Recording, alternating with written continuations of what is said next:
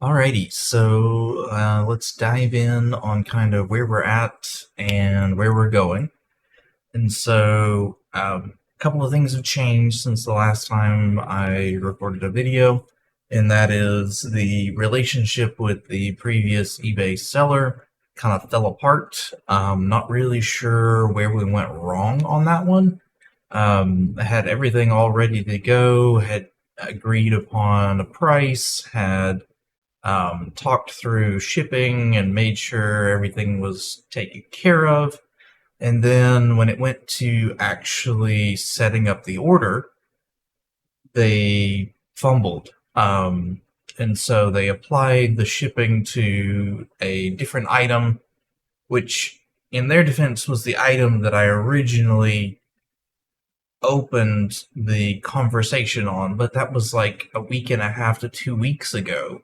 And we had progressed beyond that original item to, kind of a full build, which was way more profitable for them, but they applied the shipping terms to the original item. It was like I had gotten a completely different sales rep that had no idea what was going on and just applied it without thinking about it. And then, when I prompted them that this was incorrect, they kind of dug their heels in and, said, no, this is your fault and all of this. And like, hey, man, I'm just trying to buy a server here.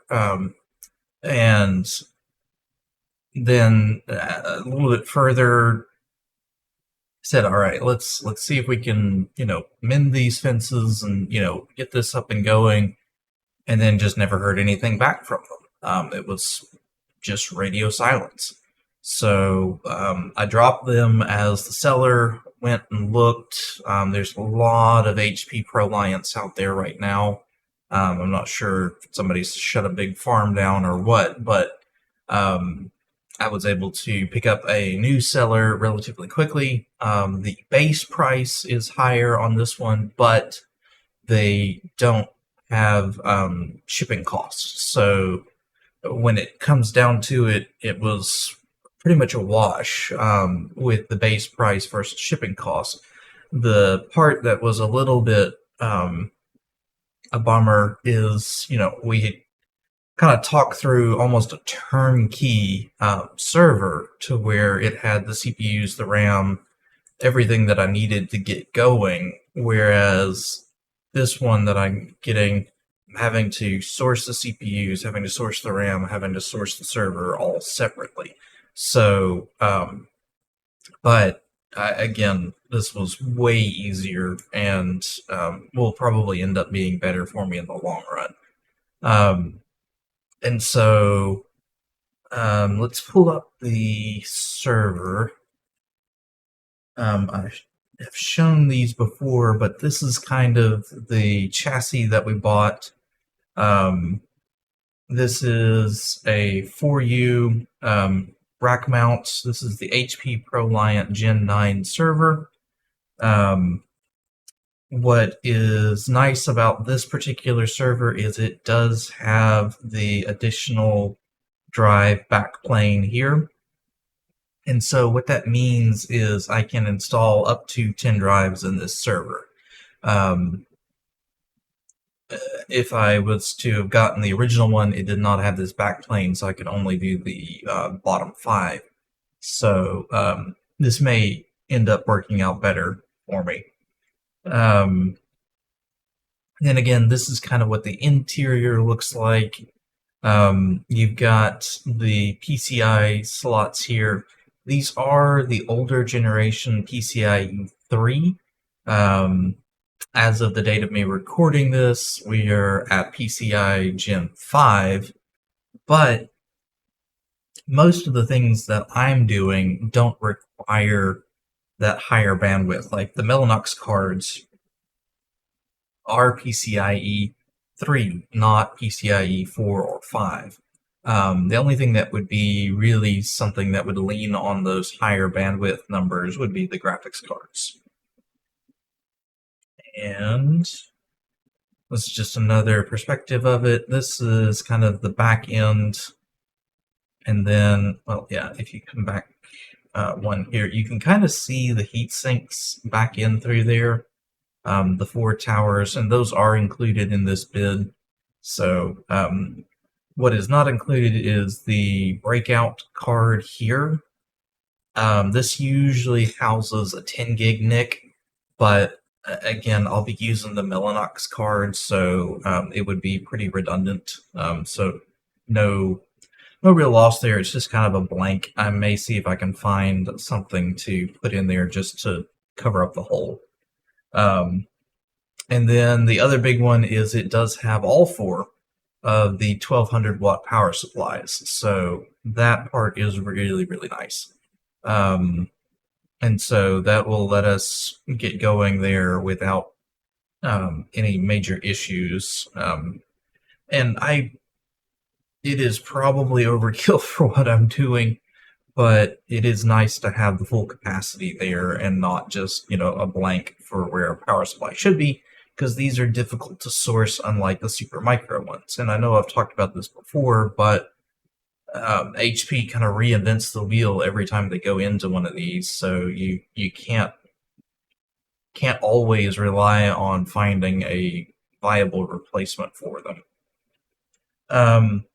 The other one that is very nice is it does have all of the RAM trays, so it has the full complement, and we can plug all of those in. And then this is kind of what one of the RAM trays looks like on the inside. They're kind of fascinating. They unfold in this butterfly fashion, and you plug in the RAM into those. And so I may try and show what that looks like, because I did some more digging on the memory itself and found out how the topology works a little bit more.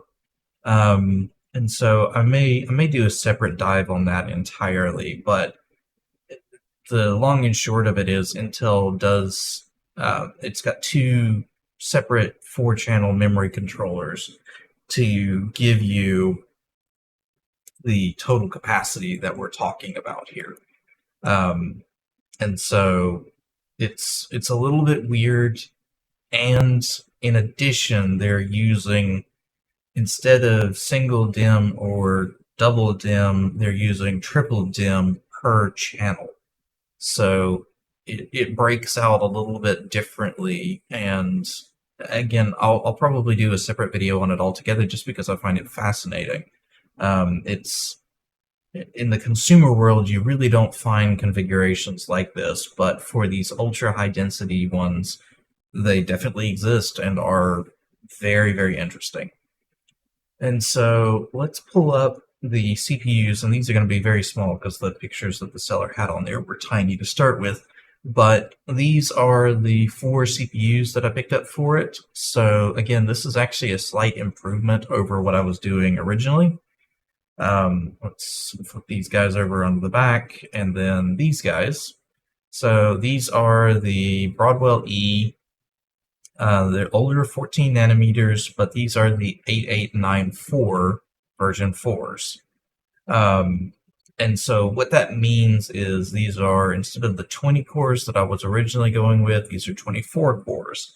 So a slight bump, but again, over all of them, that's 4, 8, 12, 16 additional cores, so almost a full additional CPU's worth of cores to add to the mix. And these are 165 watt CPUs.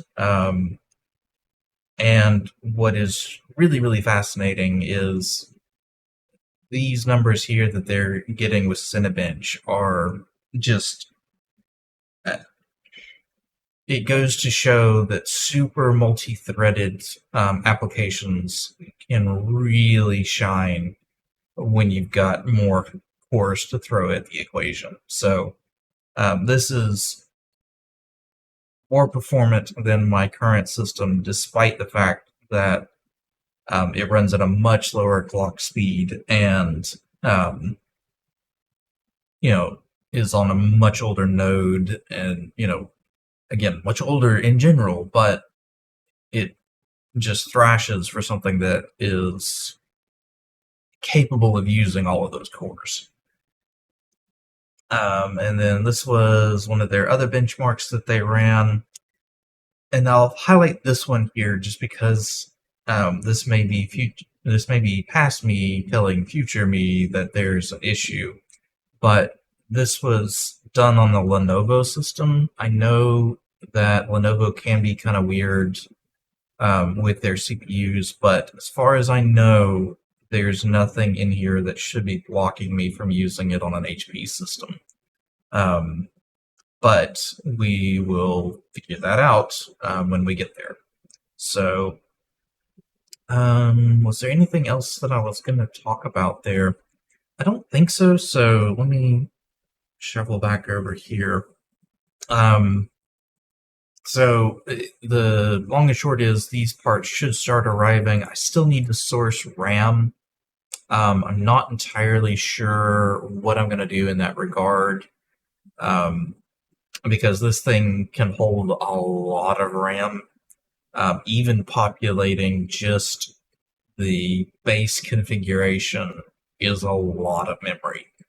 We're talking about a terabyte of RAM just for the base configuration, and it goes up from there. So I can either, not populate all of the DIMMs for now, run it at a lower bandwidth, or I can bite the bullet and kind of go with the full terabyte of memory and, populate it out.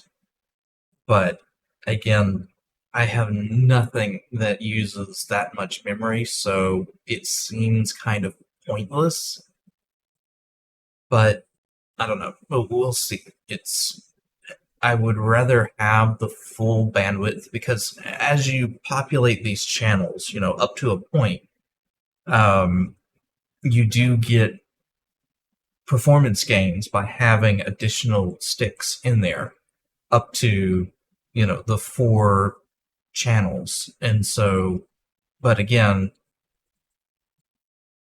with 2 separate memory controllers per processor with 4 channels apiece, plus 4 processors, you get a lot of memory again. And it's, 32 gig sticks adds up quite quickly. And again, it gets you up to that full terabyte of memory, which even my most demanding programs like Helion Focus and stuff like that, I would be working on projects.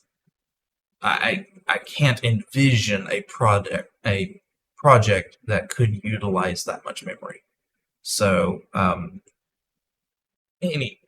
we'll see. I've stepped into the realm of serious computing and, lots and lots of memory.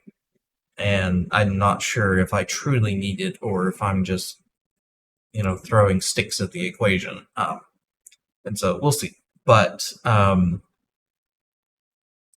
and I got the rack rails in this week, I think. And so got those installed.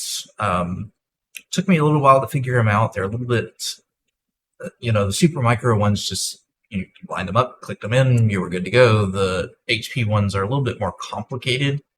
It's a fascinating design. It's just a little bit more complicated to put together, and they're designed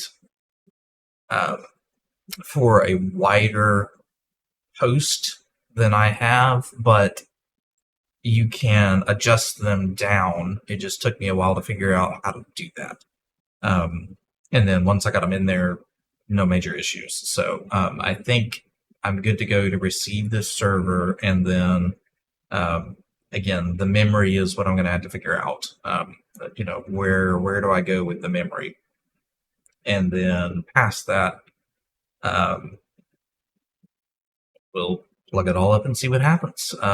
The other one is the power requirements. So the power requirements are massive.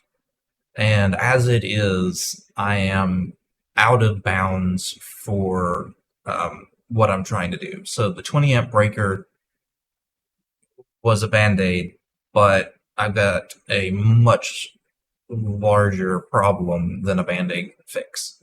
So I'm looking into getting a dedicated 240 line drawn to the room so that I can power the servers off of that, giving me headroom to allow like the air conditioning unit and other things to exist without having, to be on two separate circuits, so that I've got plenty of space, plenty of room, and then I can set up a PDU for that server, for the server configurations that runs on the 240 volt. I gain a little bit of efficiency, and just in general will give me the headroom that I need to finish this project out. So yeah, with that, I will sign off and we'll go from here.